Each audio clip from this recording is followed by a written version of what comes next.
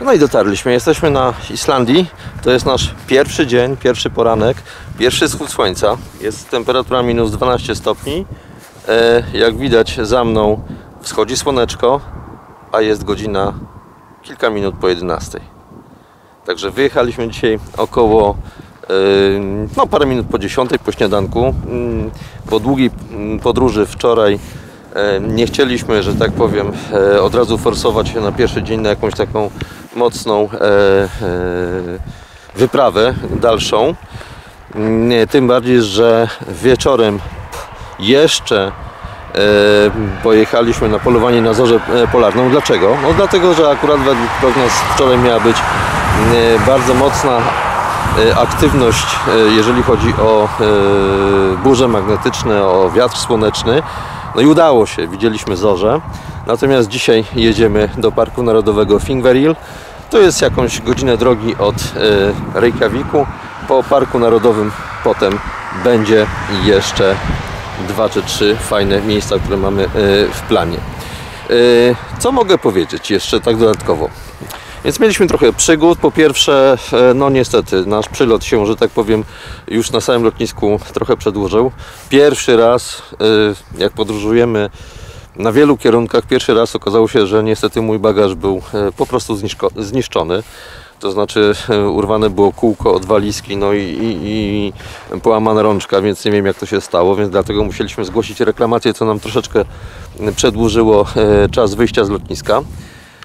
Zabrali nas do wypożyczalni. Mieliśmy wyklikany samochód typu Ford Puma SUV, Automatic lub podobny.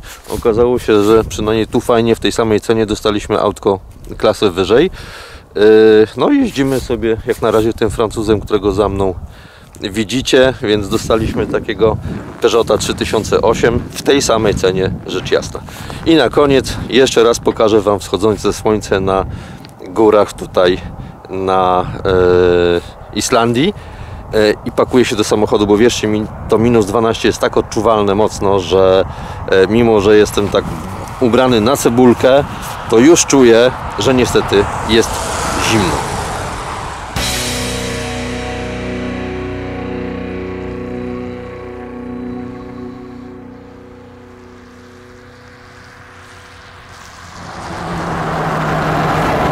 Słuchajcie, poprzedni przystanek był dosłownie 5 minut temu. Teraz już widać, słońce już jest nad horyzontem. Ale powiem Wam jedną rzecz. Im bardziej w głąb lądu i mimo tego, że już formalnie mamy dzień, temperatura spada. W tej chwili mamy już minus 17 stopni. A podejrzewam, że w Thingvellir może być jeszcze chłodniej. Zobaczymy.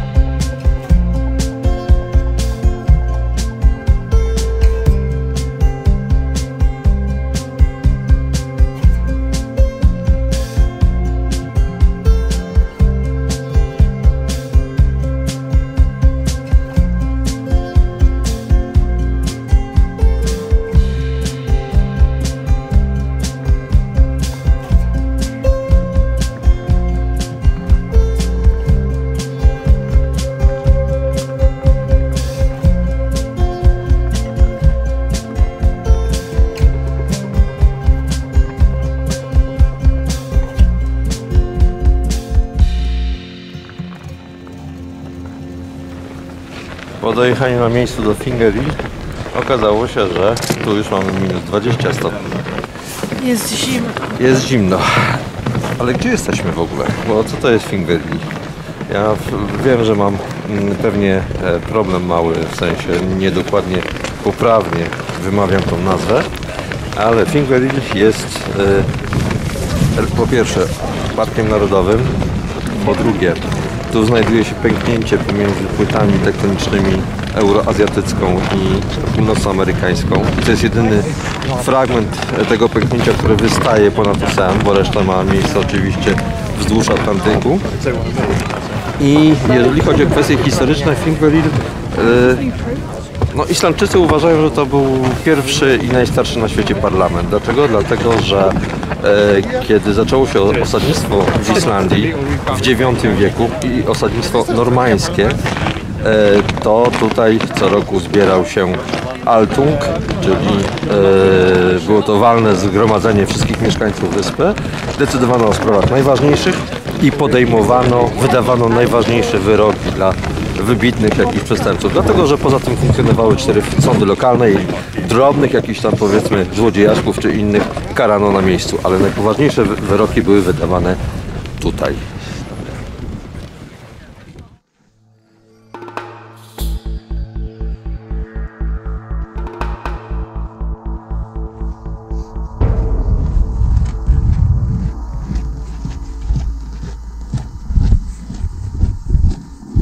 No i znajdujemy się... Będę mówił głośniej, bo wiem, że ten mikrofon jest troszeczkę słabszy w GoPro, a nie mam zewnętrznego, więc znajdujemy się na miejscu, gdzie odbywał się słynny Altung raz do roku w czasach wczesnego średniowiecza. I jak widać nad nami, w tym miejscu symbolicznym powiewa islandzka flaga. Możemy sobie zasiąść na ławach, tak jak dawniej siadali tutaj najważniejsi wodzowie, jarlowie i królowie Islandii.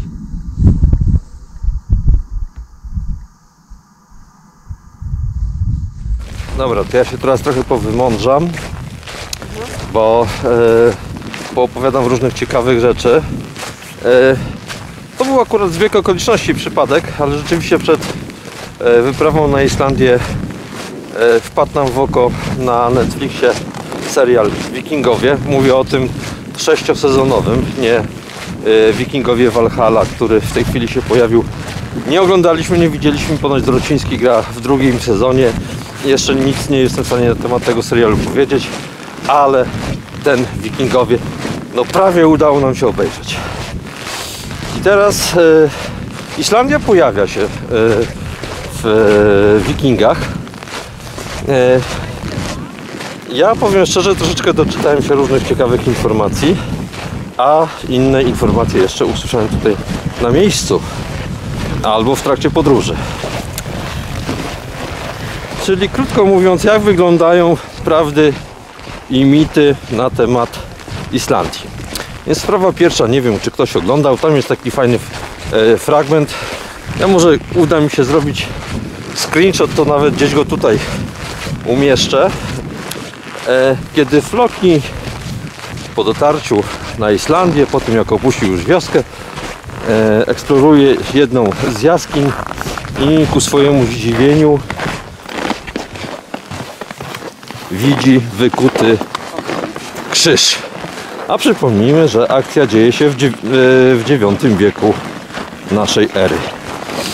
I ten drobny motyw w filmie to jest prawda. Dlaczego? Dlatego, że pierwsi osadnicy na tych ziemiach, pierwsze ślady osadnictwa, jeżeli chodzi o Islandię, to tutaj w VI-VII wieku.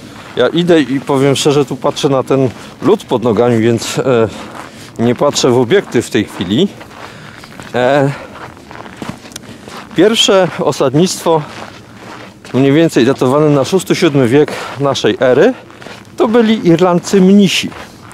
Tylko ponieważ stwierdzili, że niestety wyspa nie jest przyjazna, nie ma żyznych ziem, nie ma tutaj w ogóle jak żyć, to po 100 latach z kawałkiem się stąd wynieśli i rzeczywiście pierwsze osadnictwo zaczęli Normanowie. I teraz kolejna sprawa. Jak sobie sięgniemy do Wikipedii, to tam się oczywiście znajdziemy jakieś informacje. Ktoś napisał fajny artykuł na podstawie jednej z sag, podał nazwę, nazwisko pierwszych osadników. No i pytanie, jak to się ma do rzeczywistości. No, Islandczycy, mam wrażenie, że wierzą, że pierwszym osadnikiem był właśnie ten Floki z serialu Wikingowie, bo nawet ciekawostka taka, kiedy lecieliśmy Island Airem, czy Iceland Airem, jak kto woli. No, na pokładzie obejrzałem sobie kilka filmików, między innymi o tym, co możemy jeszcze tutaj, powiedzmy, spotkać czy posmakować na Islandii. I był taki motyw ciekawy, właśnie chwalili tutejszą lokalną whisky o nazwie Floki. Whisky, która jest robiona ze zbóż, z jęczmienia, że ponoć jest niesamowita w smaku. Dlaczego? Dlatego, że no, kiedy zboża tutaj dojrzewają, no to mają latem prawie 24 godziny słońca. Tutaj słońce zachodzi na bardzo krótki okres czasu. Zresztą teraz zobaczcie, mamy południe. Widać w południe, że słońce jest ledwo nad horyzontem, ale jest zima, jest styczeń. W związku z tym Islandczycy dalej wierzą, że tym pierwszym osadnikiem był Floki i to on dał początek osadnictwu. A może coś powiedzieć nawet? Idziemy, bo zimno. Jest strasznie zimno, ale udało nam się przez Thingvellir, przez tą rozpadlinę dotrzeć do wodospadu, który, jak widać, jest w całości zamarznięty. Jak się dobrze wsłuchać, tutaj słychać, że pod spodem gdzieś płynie woda, ale jeśli chodzi o sam wodospad, to wygląda on tak. W ramach pęknięcia tych płyt tektonicznych według oficjalnych źródeł Islandii przybywa 2,5 cm rocznie. Po drodze, jak widać, mamy kilka parkingów. Przy parkingach są toalety. Jeżeli traficie do tego głównego visiting center, to tam trzeba wejść do środka. No nie wiem, czy są jakiekolwiek, że tak powiem, przewidziane nieprzyjemności czy kary, ale generalnie trzeba zapłacić za parking. Po prostu są automaty, 50 koron. gdzie podchodzimy, wpisujemy numer rejestracyjny samochodu i po prostu płacimy 750 koron od auta osobowego. Jeżeli to auto jest większe, czy autobus, to ta opłata oczywiście jest wyższa.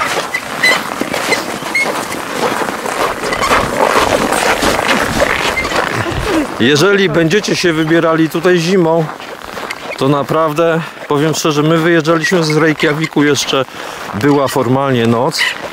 Była temperatura na poziomie -7, -8 stopni. Tu jest troszkę poniżej -20, więc to tak miejscami w przedziale -20, -22. Więc naprawdę radzę się dobrze ubrać i nie sugerować się na przykład temperaturą, jaka jest przy samym oceanie. Dla tych, którzy lubią nurkować, to jest możliwość nurkowania w szczelinie tektonicznej, tylko nawet jak się ma uprawnienia, nie można tego robić samodzielnie, trzeba z instruktorem. Woda przez cały rok ma temperaturę bliską zera, akurat wyjątkowo, chociaż tu są dookoła gorące źródła. Natomiast jest to ponoć najczystsza woda na świecie, jeżeli chodzi o kwestię nurkowania. My tego nie próbowaliśmy teraz, więc na YouTubie pewnie można znaleźć całą masę różnego rodzaju filmów, jeżeli ktoś jest bardziej zainteresowany tego typu atrakcją. No a teraz już wracamy na parking.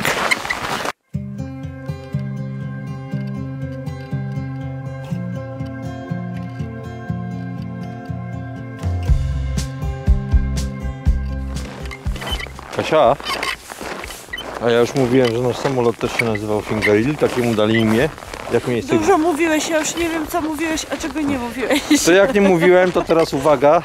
W tle zobaczycie jeszcze zdjęcie naszego samolotu, który na cześć właśnie tego pierwszego islandzkiego parlamentu z wczesnego średniowiecza również nazywa się Thingvellir.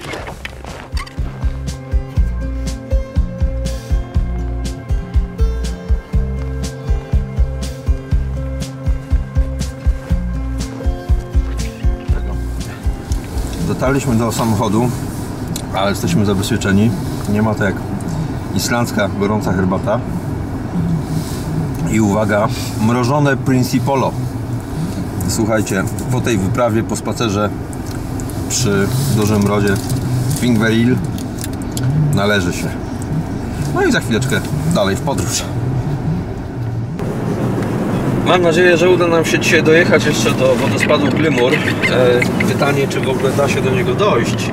Natomiast teraz, korzystając z chwili czasu, chciałem po pierwsze pokazać, jak wspaniałe są widoki, kiedy jeździ się wokół Islandii. No, widoki są naprawdę niesamowite. Miejscami ta woda widać jest zamarznięta. Natomiast kilka takich jeszcze uwag, jeżeli chodzi o kwestię jazdy na Islandii, dlatego że sprawa pierwsza. Zdecydowanie trzeba mieć samochód z oponami z kolcami. Ja powiem szczerze, my jechaliśmy kawałek drogi takiej, gdzie gdyby nie opony z kolcami, to ja bym się po prostu no nie podjąłbym się jazdy, dlatego że rzeczywiście była droga oblodzona. Zresztą teraz widać, że ten asfalt też nie jest do końca czarny, natomiast przy obecnej temperaturze jesteśmy bliżej oceanu, jest minus 8 stopni. Dokładnie w tej chwili pokazuje termometr. A przypominam, że kiedy byliśmy na Wielkiej Równinie, gdzie zbierał się średniowieczny, wczesnośredniowieczny parlament, tam było poniżej minus 20 stopni miejscami, nawet do minus 22-3. Droga może być zamarznięta i po prostu śliska. No i teraz właśnie widać przepiękne widoki na fiord, który objeżdżamy dookoła. Rzeczywiście w takiej scenerii na przykład mogłyby być kręcone, no tylko gdyby nie ta droga, kręcone scenki do filmów typu Wikingowie czy innych podobnych, bo sceneria jest rzeczywiście niesamowita.